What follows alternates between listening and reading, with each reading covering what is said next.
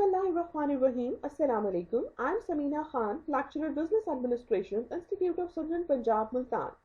We are going to start our lecture of Introduction to Management.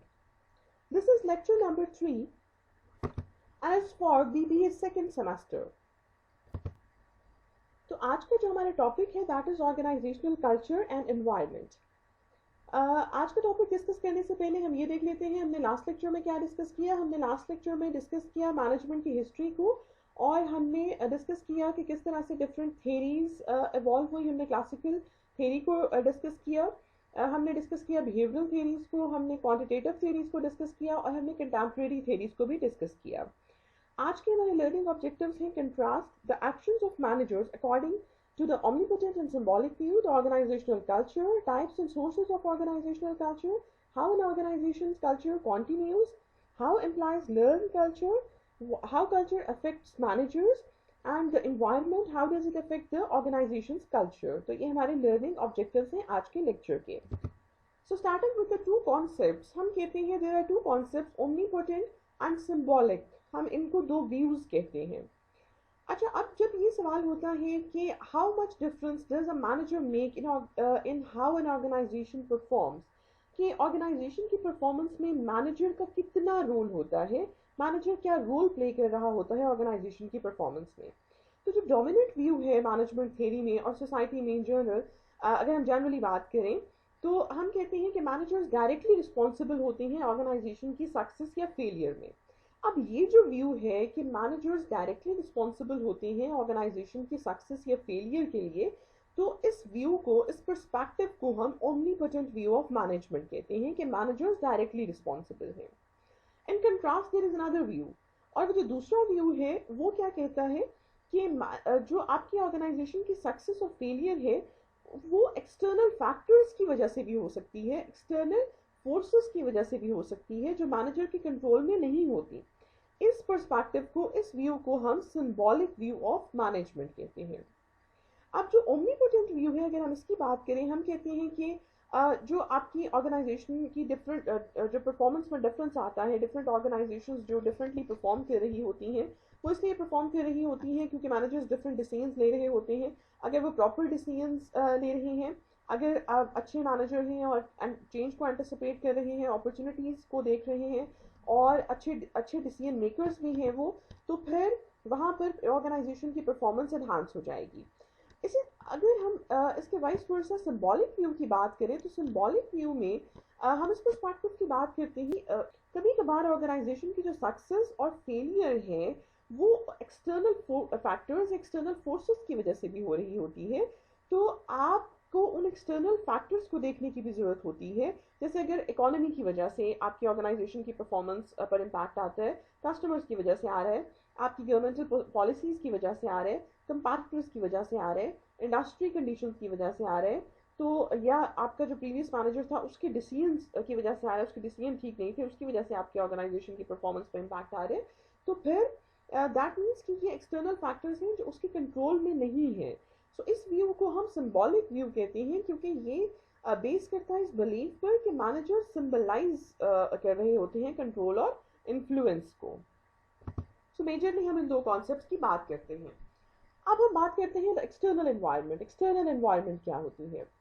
अब term external environment हम इसको इस तरह से डिफाइन कर सकते हैं, it refers to the factors and forces outside the organization that affect its performance, कि वो फैक्टर्स और फोर्सेस जो आउटसाइड द ऑर्गेनाइजेशन है लेकिन उसकी परफॉर्मेंस को इम्पैक्ट कर रही हैं।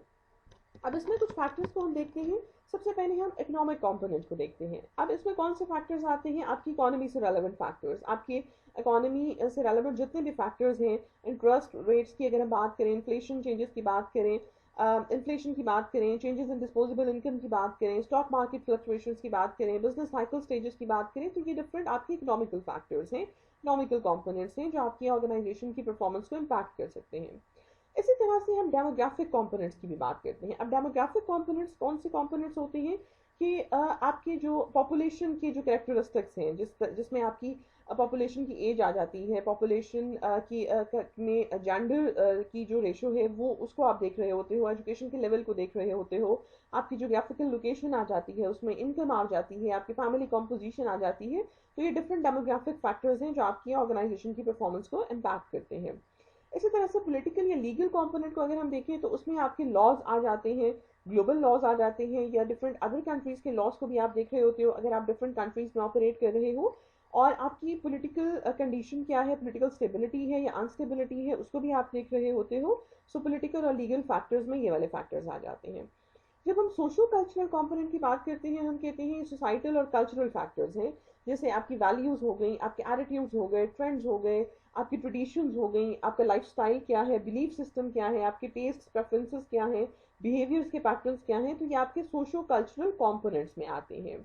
जो आपके जो आपके टेक्नोलॉजिकल फैक्टर्स हैं, टेक्नोलॉजिकल कंपोनेंट्स हैं, उसमें हम बात करते हैं कि इंडस्ट्रियल इनोवेशंस क्या है, टेक्नोलॉजी में एडवांसमेंट क्या है, वो किस तरह से हमारी ऑर्गेनाइजेशन की परफॉर्मेंस को इम्पैक्ट कर रही हैं। हो सकता है कि टेक्नोलॉजिकल चेंजेस की वजह से आपकी ऑर्गेनाइजेशन की परफॉर्मेंस चेंज हो रही हो, तो उन फैक्टर्स को भी देखना बहुत ज़रूरी है। इसी तरह से आप ग्लोबल कंपोनेंट्स की जब आप बात करते हो तो ग्लोबलाइजेशन की बात करते हो, और वर्ल्ड इकोनॉमी की बात करते हो, तो वो भी अफेक्ट कर सकती है आपकी ऑर्गेनाइजेशन की performance. So here you can see in the center there is an organization और आपके different factors जिसमें economic, global, political, legal, socio-cultural, technological और demographic factors हैं जो impact कर रहे हैं organization को। तो ये factors आप देख सकते हैं जो external environment में होते हैं और आपकी organization को impact करते हैं। अब ये factors अगर हम इसको management level पर बात करें तो हम कह रहे होते हैं कि ये जो डिफरेंट फैक्टर्स हैं ये मैनेजर्स को हर लेवल पर, चाहे वो प्लानिंग स्टेज पर हो, ऑर्गेनाइजिंग स्टेज पर हो, लीडिंग स्टेज पर हो या कंट्रोलिंग स्टेज पर हो, हर स्टेज पर इम्पैक्ट कर रहे होते हैं मैनेजर्स को। इसी तरह से इनका डिफरेंट फैक्टर्स होते हैं। ये जो आपके एक्सटर्नल फैक्टर्स हैं ये इम्पैक्ट करते हैं आपकी जॉब्स को, आपकी एम्प्लॉयमेंट के ट्रेंड को भी इम्पैक्ट कर रहे होते हैं। इसी तरह से अगर इन्वायरमेंट जो है वो आपकी अनसर्टेन है, इन्वायरमेंट में अनसर्टेनिटी है, तो आपकी जो स्ट्रैटेजीज होंगी वो डिफरेंट होगी। Here you can see there is a matrix, environmental uncertainty matrix। यहाँ पर सिंपल और स्टेबल की अगर हम बात करें सेल 1 में, तो स्टेबल और प्रिडिक्टेबल अगर इन्वायरमेंट है तो फ्यू कंपोनेंट्स होंगे इन्वायरमेंट में, कंपोनेंट्स सिमिलर होंगे और बेसिकली सेम रहेंगे, तो वहाँ पर आपको कम ज़रूरत होती है सोफिस्टिकेटेड नॉलेज की ऑफ कंपोनेंट्स की। इसी तरह से अगर सिंपल है और डायनामिक है तो फिर अनप्रिडिक्टेबल होगी, डायनामिक और अनप्रिडिक्टेबल होगी। कंपोनेंट्स में इन्वायरमेंट जो कंपोनेंट्स हैं इन्वायरमेंट में वो फ्यू ही रहेंगे बिकॉज इट्स सिंपल, लेकिन somewhat similar but are continuously changing क्योंकि वो डायनामिक इन्वायरमेंट है। यहाँ पर भी मिनिमल नीड होगी for sophisticated knowledge of components की। अगर आप सेल 3 में देखें तो कॉम्प्लेक्स और स्टेबल है, और स्टेबल और प्रिडिक्टेबल इन्वायरमेंट है, और आप देख सकते हैं बहुत सारे कंपोनेंट्स होंगे इन्वायरमेंट में बिकॉज इट्स कॉम्प्लेक्स, और कंपोनेंट्स सिमिलर नहीं होंगे और बेसिकली लेकिन बेसिकली सेम रहेंगे। और इस तरह से high need for sophisticated knowledge of components होगी बिकॉज इट्स कॉम्प्लेक्स। और अगर कॉम्प्लेक्स भी है और डायनामिक भी है तो आप सेल 4 में लाया करते हो कि डायनामिक और अनप्रिडिक्टेबल एनवायरनमेंट होगी। बहुत सारे कंपोनेंट्स होंगे, कंपोनेंट्स ना तो सिमिलर होंगे और कॉन्टिन्यूसली चेंज भी हो रहे होंगे, और यहाँ पर आपको हाई नीड होती है for sophisticated knowledge of components की। तो ये आपका एक इन्वायरमेंटल अनसर्टेनिटी मैट्रिक्स है। इसी तरह से हम बात करते हैं मैनेजिंग स्टेक होल्डर्स की। अब स्टेक होल्डर्स होते कौन है? It's very important to understand who are stakeholders. हम कहते हैं स्टेक होल्डर्स वो लोग होते हैं, वो ऑर्गेनाइजेशंस भी हो सकती हैं, जो आपकी ऑर्गेनाइजेशन के डिसीजंस या एक्शन या आपकी ऑर्गेनाइजेशन से डायरेक्टली या इनडायरेक्टली रिलेटेड होती हैं। तो हम कह सकते हैं कि स्टेक होल्डर्स वो लोग होते हैं, स्टेक होल्डर्स वो ऑर्गेनाइजेशंस होती हैं आपके इन्वायरमेंट में, वो इंडिविजुअल्स या ऑर्गेनाइजेशन जो आपके ऑर्गेनाइजेशन के डिसीजन या एक्शन से इन्फ्लुएंस हो रही होती हैं, वो आपके स्टेक होल्डर्स होते हैं। अब there can be different stakeholders. अभी हम देखते हैं कि हमारे स्टेक होल्डर्स कौन कौन से हो सकते हैं। इन स्टेक होल्डर्स की जो इनके इस रिलेशनशिप को मैनेज करना भी हमारे लिए बहुत ज़रूरी है। Here you can see there are different organizational stakeholders. उसमें आपके एम्प्लॉयज़ भी आ जाते हैं, उसमें आपके कस्टमर्स भी आ जाते हैं, उसमें आपके सोशल और पॉलिटिकल एक्शन ग्रुप्स भी आ जाते हैं, आपके कंपैरेटर्स भी आ जाते हैं, आपके जो ट्रेड और इंडस्ट्री एसोसिएशंस हैं वो भी इसमें शामिल होते हैं, गवर्नमेंट भी इसमें शामिल होती है, मीडिया भी इसमें शामिल होता है, सप्लायर्स आपके इसमें शामिल होते हैं, कम्युनिटीज़ शामिल होती हैं, शेयर होल्डर्स इसमें आते हैं, यूनियन के मेंबर्स आते हैं।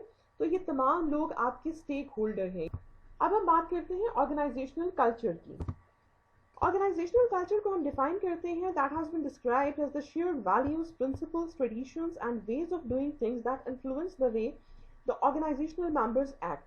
कि ये आपकी शेयर्ड वैल्यूज होती हैं, प्रिंसिपल्स होती हैं, ट्रेडिशंस होती हैं और वेज ऑफ डूइंग थिंग्स होते हैं कि आप किस तरह से काम कर रहे हो, और ये इन्फ्लुएंस करते हैं कि किस तरह से आपके ऑर्गेनाइजेशनल मेंबर एक्ट करेंगे।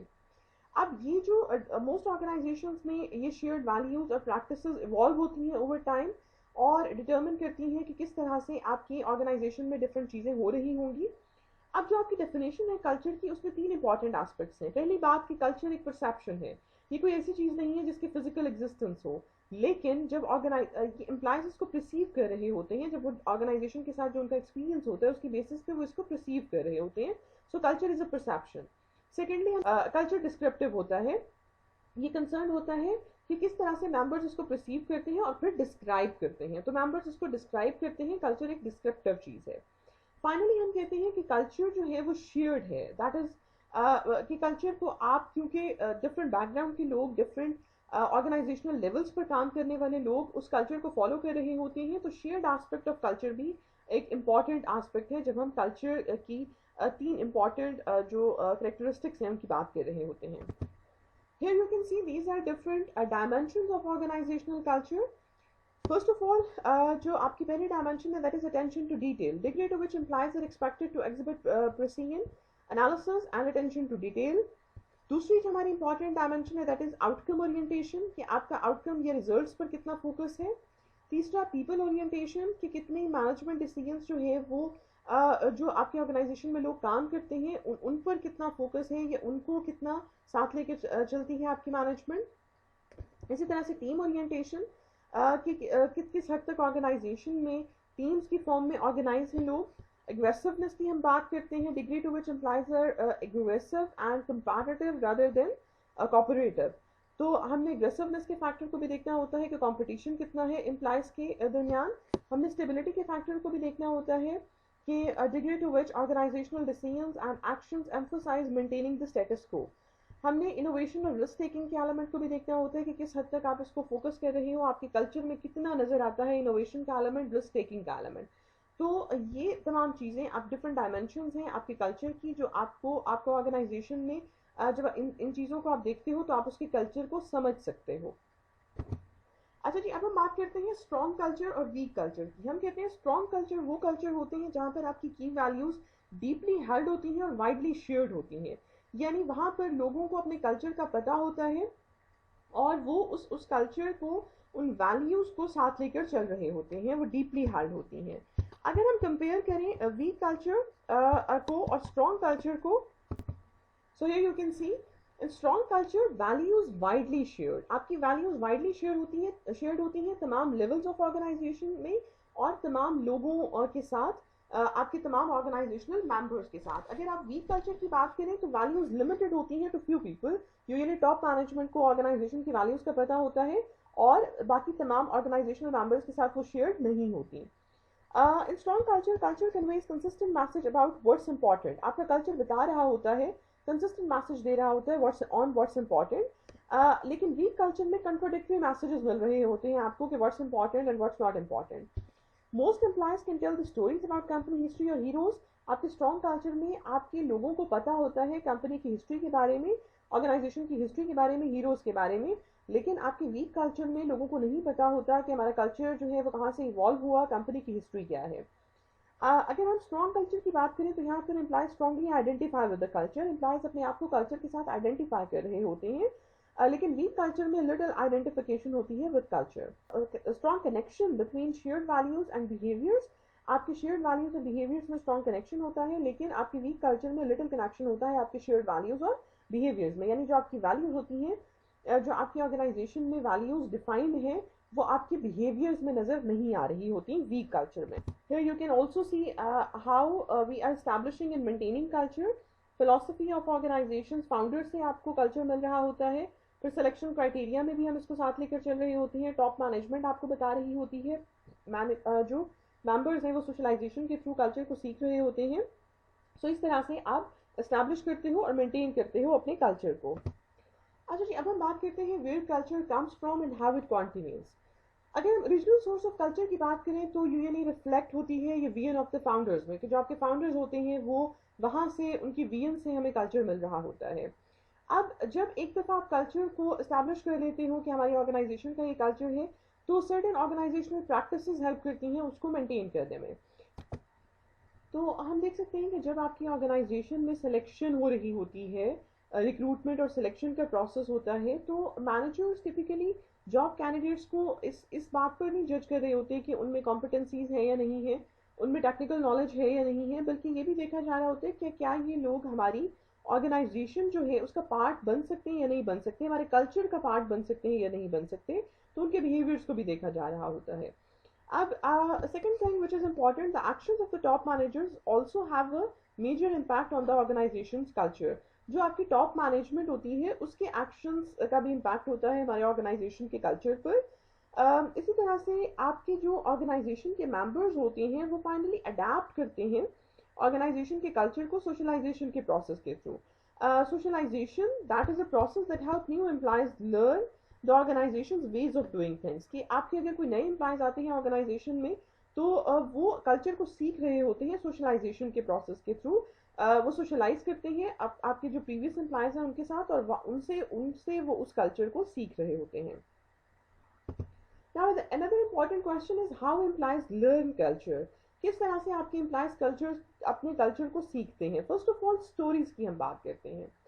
So, organizational stories typically contain a narrative of significant events or people, including such things as the organization's founders, rule breaking, reactions to past mistakes, and so forth. हम कहते हैं कि organization की stories जिसमें narratives होते हैं कि जो एक्सप्लेन कर रही होती हैं सिग्निफिकेंट इवेंट्स को। Every organization can have their own stories, कि जिसमें आपको सिग्निफिकेंट इवेंट्स एम्प्लॉयज को याद होते हैं। फॉर एग्जांपल ऑर्गेनाइजेशन के फाउंडर्स के बारे में, या अगर कोई रूल ब्रेकिंग का इवेंट था तो अगर आप रूल को ब्रेक करेंगे तो क्या उसके कंसिक्वेंसेस हो सकते हैं। पास्ट मिस्टेक्स की से रेलेवेंट अगर कोई स्टोरीज हैं कि अगर किसी एम्प्लॉय ने कोई इस तरह का काम किया कि जो एक्सेप्टेबल नहीं था ऑर्गेनाइजेशन में, तो फिर उसके कंसिक्वेंसेस क्या हुए। तो ये डिफरेंट जो स्टोरीज हैं ये यहाँ से एम्प्लॉयज अपने कल्चर को सीख रहे होते हैं, अपनी वैल्यूज को सीख रहे होते हैं कि क्या भी कौन से बिहेवियर्स और कौन से एटीट्यूड जो हैं वो हमसे एक्सपेक्ट किए जा रहे हैं और किन चीज़ों को हमने अवॉइड करना है। तो ऑर्गेनाइजेशन की जो स्टोरीज हैं वो आपको हेल्प आउट कर रही होती हैं, एम्प्लॉयज को हेल्प आउट कर रही होती हैं कि वो कल्चर को सीख सकें। इसी तरह आप अपनी ऑर्गेनाइजेशन की जो डिफरेंट रिचुअल्स होती हैं वहाँ से भी एम्प्लॉयज अपने कल्चर को सीख रहे होते हैं। से फॉर एग्जांपल आपकी जो एनुअल अवार्ड सेरेमनीज होती हैं, अगर वो सेल रिप्रेजेंटेटिव्स के लिए हैं, अगर डिफरेंट रिचुअल्स हैं रेलेवेंट टू कि अगर आपकी अच्छी परफॉर्मेंस है तो किस तरह से उसको रिवॉर्ड किया जा रहा है, किस तरह से आपको रिकग्निशन मिल रही है। तो ये जो डिफरेंट रिचुअल्स हैं ऑर्गेनाइजेशन में ये भी आपको हेल्प कर रही होती हैं कि आप अपने कल्चर को सीख सकें। इसी तरह से मटेरियल आर्टिफैक्ट्स और सिंबल्स के थ्रू भी आप अपने कल्चर को सीख सकते हो। जैसे फॉर एग्जांपल आप डिफरेंट किसी ऑर्गेनाइजेशन में गए, तो आपने उस फील किया कि किस तरह का वहाँ पे वर्क एनवायरनमेंट है, वो फॉर्मल है, वो कैजुअल है, वो फन है, वो सीरियस है, या डिफरेंट जो आप फील करते हो कि ये वर्क एनवायरनमेंट इस तरह का है। ये आप कहाँ से इस चीज़ को देख सकते हो, उनके मटेरियल आर्टिफैक्ट से, उनके सिंबल्स से, जो आपको बता रहे होते हैं कि ये पर्टिकुलर एनवायरनमेंट जो है ये किस तरह का है और यहाँ पर आपसे किस बिहेवियर को एक्सपेक्ट किया जा रहा होगा। अब इसमें आपकी डिफरेंट चीज़ें आ जाती हैं कि आपने टॉप एग्जीक्यूटिव्स को किस तरह के ऑटोमोबाइल्स दिए हुए हैं। इसी तरह से आ जाते हैं कि आपके जो एम्प्लॉयज़ हैं उनको किस तरह की फैसिलिटीज़ या पर्क्स दी गई हैं। तो ये जो डिफरेंट फैक्टर्स हैं ये आपको बता रहे होते हैं कि आपके ऑर्गेनाइजेशन का कल्चर कैसा है। इसके अलावा another important factor is language. We can see here many organizations and units within the organization use language as a way to identify and unite members of a culture. आप language को use करते हो as a way to identify and unite members of a culture. Language को सीखने के साथ आप culture का पार्ट बन जाते हो, आपको उस कल्चर में एक्सेप्टेंस मिल जाती है। So language is an very important part of culture, और आपकी डिफरेंट ऑर्गेनाइजेशन में डिफरेंट से फॉर एग्जांपल आप यूनिक टर्म्स डेवलप कर लेते हो ऑर्गेनाइजेशन में, डिफरेंट इक्विपमेंट्स के लिए, की पर्सनल के लिए, डिफरेंट फैक्टर्स के लिए। तो आपकी ऑर्गेनाइजेशन का जो कल्चर होता है उसमें एक स्पेसिफिक लैंग्वेज यूज हो रही होती है जो आपके कल्चर को एक्सप्लेन कर रही होती है। हमने पहले भी बात की कि अगर हम इस चीज़ को देखें कि कल्चर किस तरह से मैनेजर को अफेक्ट कर रहा होता है, तो प्लानिंग, ऑर्गेनाइजिंग, लीडिंग, कंट्रोलिंग, चारों फैक्टर्स में आपका कल्चर मैनेजरियल डिसीजंस को अफेक्ट कर रहा होता है। मैनेजर को अपने कल्चर को देखते हुए, मैनेजर को इन तमाम फैक्टर्स को देखते हुए अपनी डिसीजन मेकिंग करना होती है, प्लानिंग करना होती है, ऑर्गेनाइज करना होता है चीज़ों को, लीडिंग भी उसके अकॉर्डिंग करनी होती है। से फॉर एग्जांपल प्लानिंग में डिग्री ऑफ रिस्क को आपको देखना होता है, किस तरह के प्लान होंगे इंडिविजुअल्स के लिए, टीम्स के लिए, इन्वायरमेंटल स्कैनिंग कैसे होगी। ऑर्गेनाइजिंग में आप ये देखते हो कि किस तरह से हमने एम्प्लॉयज़ की जॉब्स में जो है वो आपका ऑटोनॉमी का फैक्टर रखना है या नहीं रखना। इसी तरह से आप लीडिंग में देख रहे होते हो कि किस तरह से आपने एम्प्लॉयज़ की जॉब सेटिस्फैक्शन को बढ़ाना है, लीडरशिप स्टाइल कौन सा अप्रोप्रिएट होगा। कंट्रोलिंग में भी आप इस तरह से डिफरेंट फैक्टर्स को देख रहे होते हो कि किस तरह के एक्सटर्नल कंट्रोल्स होंगे और या एम्प्लॉयज़ अपने एक्शंस को खुद कंट्रोल कर रहे होंगे, इवैल्यूएशंस कैसे होंगी। सो हर तरह हर स्टेप में हर तरह की जो मैनेजमेंट फंक्शन है उसमें आपकी कल्चर का इंपॉर्टेंट रोल होता है। Now here are certain front issues in organizational culture. Different issues को यहाँ पे डिस्कस किया हुआ है कि इनोवेटिव कल्चर होना चाहिए आपका। आपका कल्चर ऐसा होना चाहिए जो स्पिरिचुअलिटी पे बेस करता हो। आपके कल्चर को कस्टमर रिस्पॉन्सिव होना चाहिए। तो ये करंट इश्यूज हैं जो ऑर्गेनाइजेशनल कल्चर में यहाँ पर डिस्कस किए हुए हैं। तो इससे रेलेवेंट जो आपकी असाइनमेंट है that is discuss current issues in organizational culture with relevant examples.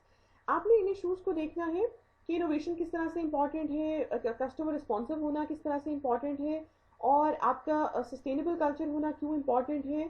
और हमने बात की कि ये जो है ये हमारे करंट इश्यूज हैं ऑर्गेनाइजेशनल कल्चर में।